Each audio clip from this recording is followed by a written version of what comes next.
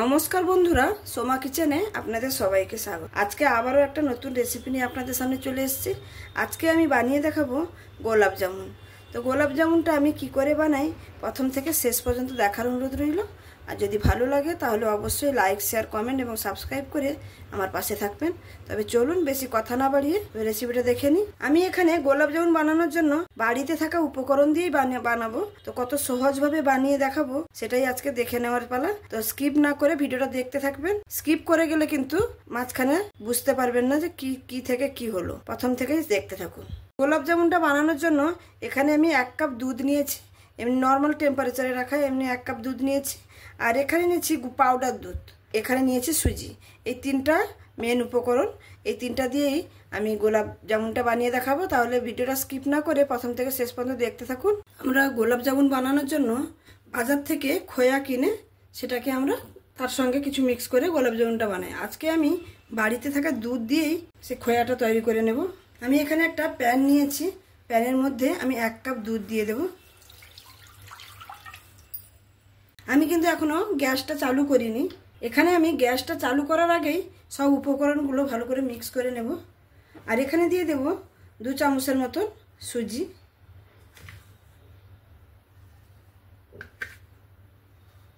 আর এখানে দিয়ে দেব গুঁড়ো দুধ।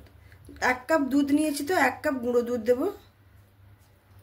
যে কোনো গুঁড়ো দুধ, আপনাদের কাছে যে কোনো গুঁড়ো দুধ থাকলে সেটা ব্যবহার করতে পারেন। এখানে পুরো আমি 1 কাপ কিন্তু গুঁড়ো দুধটা ব্যবহার করলাম। এটা আমুলের দুধ, আপনারা যে কোনো গুঁড়ো দুধ ব্যবহার করতে পারেন। দিয়ে ভালো করে এটাকে মিক্স করে নেব। এটা আগে মিক্স করে নিলে কি হবে, দুধটা ডালা পাকিয়ে যাবে না। আমি এখানে ভালো করে মিক্স করে নিয়েছি, দেখুন দুধের সঙ্গে সুজি আর গুঁড়ো দুধটা। এবার আমি গ্যাসটাকে জ্বালিয়ে দেব। গ্যাসটাকে জ্বালিয়ে দিয়েছি। এবার অনবরত কিন্তু নাড়াচাড়া করতে হবে, না হলে কিন্তু তলায় লেগে যাবে। এখানে নাড়াচাড়া করতে করতে দেখুন দুধটা সুন্দর ঘন হয়ে আসছে। এই মুহূর্তে কিন্তু অনবরত নাড়াচাড়া করতে হবে। দেখুন কতটা ঘন হয়ে এসছে। এখানে অনেকটাই ঘন হয়ে এসছে। আমি এখানে বড় চা চামচের 1 চামচের মতন একটু ঘি দিয়ে দেব। এই ঘিটা দিয়ে ভালো করে মিক্স করে নেব। দেখতে দেখতে দেখুন কতটা ঘন হয়ে এসছে। আর ঘিটা ভালো করে মিক্স করে নিয়েছি। এই গোলাপ জামুনের রেসিপিটা বাড়িতেই সুন্দরভাবে বানিয়ে নিয়ে যায়। আপনারা নিশ্চয়ই দেখতে পাচ্ছেন কত সুন্দরভাবে আমি ঘরেই থাকা উপকরণ দিয়ে এই খোয়াটা বানিয়ে নিচ্ছি। বাজার থেকে আর কেনার কোনো প্রয়োজন নেই। এই যতক্ষণ না কড়াই থেকে একদম উঠে আসবে ততক্ষণ কিন্তু এটাকে করে নিতে হবে। ওই খুন্তিটা দিয়ে ভালো মতন হচ্ছিল না, সেই জন্য আমি এটা খুন্তিটা চেঞ্জ করে নিলাম। আর একটু শক্ত করে নেব। এখানে দেখুন অনবরত নাড়াচাড়া করতে করতে আমি খোয়াটা একদম রেডি করে নিয়েছি। এটা কিন্তু ঠান্ডা হয়ে গেলে শক্ত হয়ে যাবে। এই অবস্থায় আমি রেখে দেব ঠান্ডা হওয়ার জন্য। দেখুন খুন্তির সঙ্গে উঠে আসছে। এই রকম অবস্থায় আমি রেখে দেব এটা ঠান্ডা, পুরোপুরিভাবে ঠান্ডা করে নেব এটাকে। যতক্ষণ আমার মিশ্রণটা ঠান্ডা হচ্ছে ততক্ষণে চিনির সিরাটা বানিয়ে নেব। এখানে দেখুন 1 কাপ চিনি নিয়েছি। আর ওই কাপ মেপেই আমি এখানে জলটা দেব। 1 কাপ চিনিতে আমি 1.5 কাপ জল দেব। চিনিটাকে মেল্ট করে নেব। চিনির শিরার মধ্যে আমি 2টো এলাচ দিয়ে দেব। মুখটাকে ফাটিয়ে নিয়েছি, দিয়ে দেব। এটা দিলে কি হবে, চিনির শিরাটা একটা সুন্দর গন্ধ আসবে। আর এই চিনির শিরাটা কিন্তু 1 তার 2 তারের কোনো প্রশ্ন নেই। খালি চিনিটা গলে গিয়ে চিনির শিরাটা 1-2 বার ফুটে উঠলেই ব্যাস চিনির শিরা রেডি। আর আপনাদের কাছে যদি জাফরান থাকে তাহলে এখানে একটু দিতে পারেন। আমার কাছে নেই বলে আমি দিচ্ছি না। সেটা দিলে কালারটাও আর সুন্দর আসবে। চিনিটা একদম গলে গেছে। এবার ফুটতে দেব চিনির রসটাকে। চিনির শিরাটা আমার একদমই রেডি। চিনির শিরাটা কিন্তু বেশি মোটা হয়ে গেলে আবার গোলাপ জামুনের ভেতরে রসটা ঢুকবে না, ভেতরে কিন্তু শক্ত হয়ে থাকবে। সেই জন্য চিনি শিরাটা একদম পাতলাই রাখতে হবে। এখানে আমার চিনি শিরাটা সম্পূর্ণভাবে রেডি। এবার আমি গ্যাসের ফ্লেমটাকে বন্ধ করে দিচ্ছি। গোলাপ জামুনের মিশ্রণটা ঠান্ডা হয়ে গেছে, একদম ভালোভাবে ঠান্ডা করে নিয়েছি। এবার এটাতে একটু বাইন্ডিং দিতে হবে। আমি প্রথমে একটু এলাচ গুঁড়ো দিয়ে দেবো। এমনি এলাচকে 4-5টা এলাচকে আমি তার বীজগুলোকে গুঁড়ো করে নিয়েছি।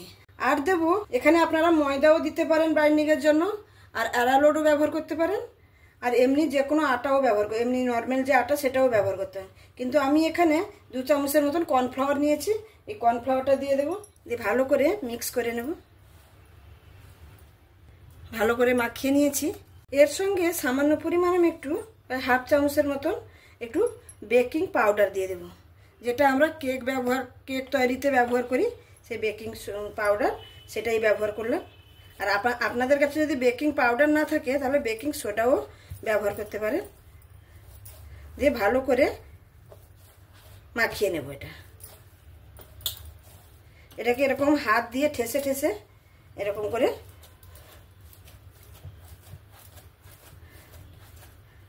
কিন্তু মাখিয়ে নেব।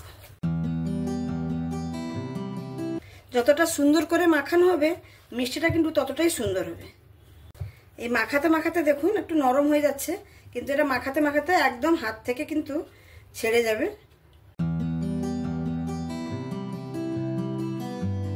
এরকম থালার এক সাইডে নিয়ে এক সাইড থেকে এরকম ঘষে ঘষে এটাকে মাখিয়ে নিতে হবে।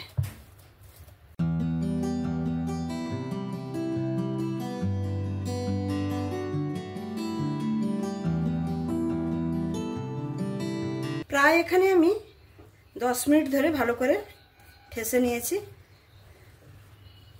এবার আমি গোলাপ জামুনের আকারে তৈরি করে নেব। আমি হাতে একটু ঘি লাগিয়ে নেব, দিয়ে ছোট ছোট বলের আকারে এরকম তৈরি করে নেব।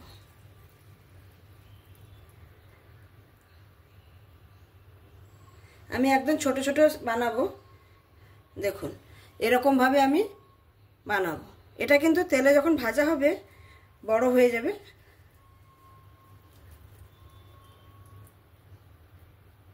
আর আমি যে এরকম গোল করছি যেন একটু ক্র্যাক না থাকে।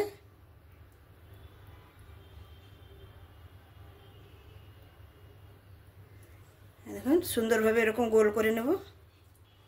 আবারও একটা বানিয়ে নিলাম। এরকম করে আমি সমস্তগুলো বানিয়ে নেব।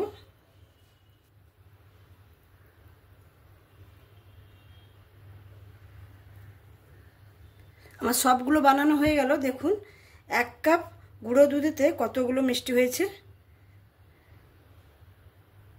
আমার একটু সাইজটা ছোট বড় হয়ে গেছে, কোনটা ছোট কোনটা বড় কোনো অসুবিধা নেই, এতগুলো আমার মিষ্টি হয়েছে। এবার আমি এইগুলোকে ভেজে নেওয়ার জন্য গ্যাসে চলে যাব। আমি এখানে গোলাপ জামুনগুলোকে ভেজে নেওয়ার জন্য একটা কড়াই বসিয়ে দিয়েছি, আর কড়াইতে সাদা তেল দিয়ে দিয়েছি। এখানে আপনারা চাইলে পুরোটাই ঘি দিয়ে ভাজতে পারেন, তবে আমি এখানে সাদা তেল দিয়ে ভেজে নেব। তেলটা কতটা গরম হয়েছে এক টুকরো গোলাপ জামুনের বাটাটা দিয়ে দেখে নিচ্ছি। দেখুন একদম বুদবুদ এটাই পারফেক্ট গরম।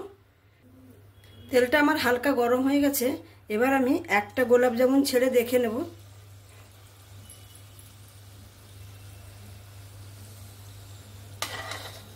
এরকমভাবে তেলটাকে ঘোরাতে হবে।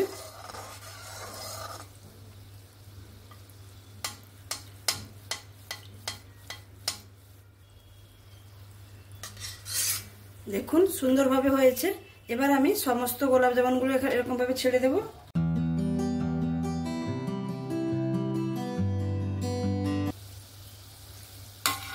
প্রথমের গোলাপ জামুনটা আমি তুলে নিলাম।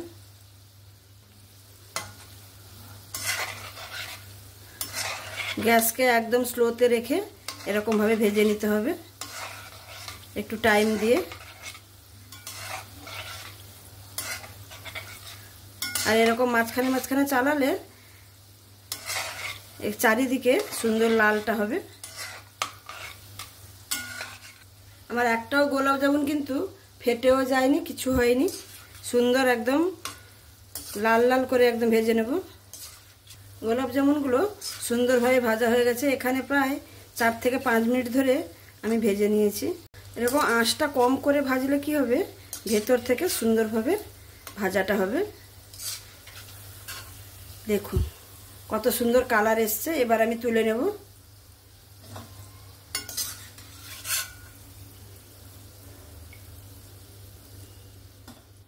এবার বাদ বাকিগুলো সেম ভাবে ভেজে নেব।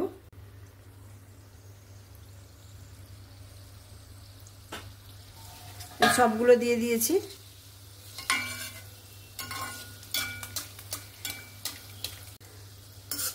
সুন্দরভাবে তেলের উপরে ভেসে আসছে। এরকম ঘুরিয়ে ঘুরিয়ে চারিদিকে সমানভাবে ভেজে নিতে হবে। একটু ধৈর্য সহকারে এটাকে ভাজতে হবে, টাইম দিয়ে। গোলাপ জামুনগুলো একদম পারফেক্ট হয়েছে, একটার গা কিন্তু ফেটে যায়নি, কিছু হয়নি। দেখুন দেখতে কতটা সুন্দর হয়েছে।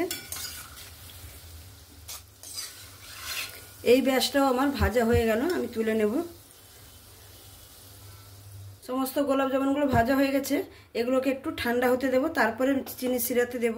এবার আমি চিনি সিরাটা নিয়ে নিয়েছি আর গোলাপ জামুনগুলোকে 5 মিনিটের মতো ঠান্ডা করে নিয়েছি একটু হালকা। এবার আমি সমস্ত গোলাপ জামুনগুলো চিনি সিরার মধ্যে দিয়ে দেব। চিনি সিরার মধ্যে দিয়ে দিয়েছি। এবার আমি ঢাকা দিয়ে 10-15 মিনিটের মতো রেখে দেবো, তারপরে আমি পরিবেশন করে দেখাবো। তাহলে বন্ধুরা দেখতেই পেলেন আমার এই গোলাপ জামুনের রেসিপিটা। দেখতে দেখুন কত সুন্দর হয়েছে। আমি এই রসের মধ্যে প্রায় আধা ঘন্টার মতন রেখে দিয়েছিলাম, তারপরে আপনাদের কাছে পরিবেশন করে দেখাচ্ছি। আমি এখানে একটা আপনাদের ভেঙেও দেখাচ্ছি, দেখুন কত সুন্দর হয়েছে।